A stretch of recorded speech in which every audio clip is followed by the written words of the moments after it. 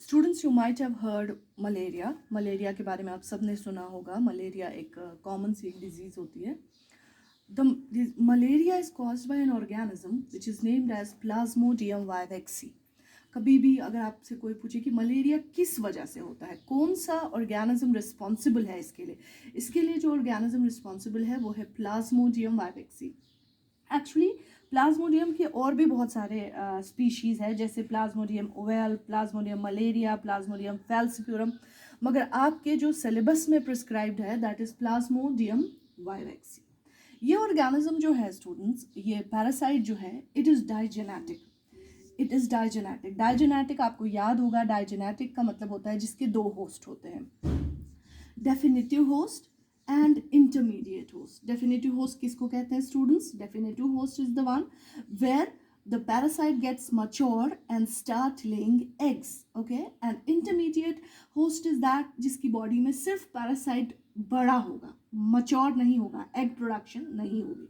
ये जो पैरासाइट होता है students, it is digenetic in nature. Definitive host इसका मैन होता है, क्योंकि मैन की बॉडी में ही ये मच्योर होता है और एग प्रोडक्शन शुरू हो जाती है। और इंटरमीडिएट होस्ट इसमें जो होता है वो होती है anopheles mosquito.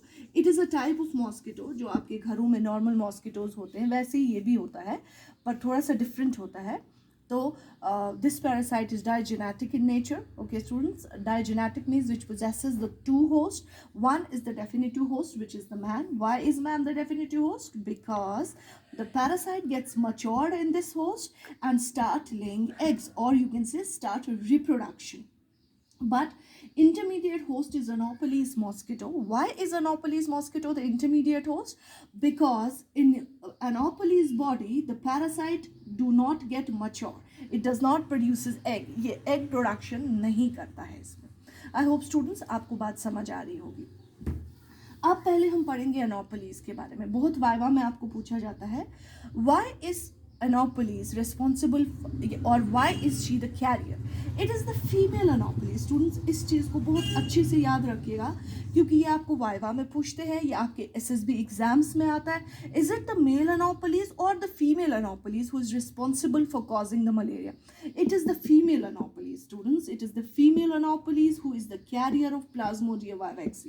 Why not male? बहुत सारे लोग पूछते होंगे why not male? क्योंकि जो मेल होता है they lives on fruit nectar.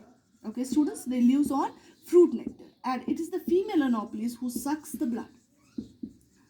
Mail जो होते हैं वो ब्लड सक नहीं करते हैं, वो फ्रूट नेक्टर लेते हैं, जिसकी वजह से male is not the carrier of the parasite. It is the female anopheles who is the carrier of the parasite. Why? Because the female anopheles sucks the blood. It is the female who is the carrier of the Plasmodium vivace, not the male.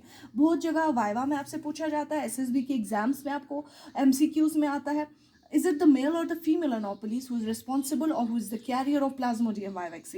It is the female Anopheles who is the carrier of the Plasmodium vivace, and it is because female sucks the blood, not the male. I hope students कि आपको बात समझ आ रही होगी.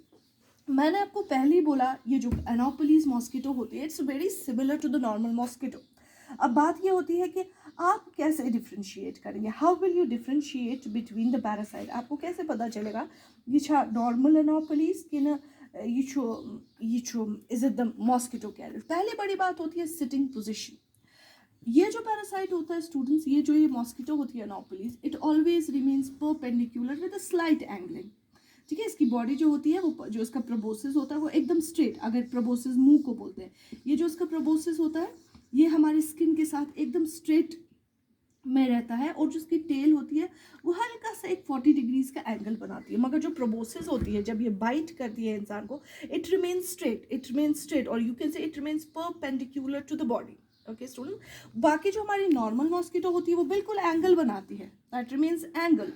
But when it comes to this anopheles, जब हम एनोपोलिस की बात करेंगे, एनोपोलिस क्या करती है, it makes an angle. Okay, and the proboscis जो होता है students, proboscis remains straight. Proboscis एकदम स्ट्रेट रहती है, इसका मुंह स्किन में बंद हो जाता है, वो प्रोबोसिस एकदम स्ट्रेट होती है और टेल इसकी थोड़ी सी स्लाइटली बेंड हो जाती है. मगर जो नॉर्मल मॉस्किटो होती है स्टूडेंट्स वो एकदम एंगल बना देती है. This is the major difference by which you can identify. Another important thing, another differences जो जिससे आप आइडेंटिफाई कर पाएंगे कि इट्स नॉर्मल कि ना, इट्स नॉर्मल हाउस मॉस्किटो और is it this anopheles, size. The size is big. Okay, the size is big.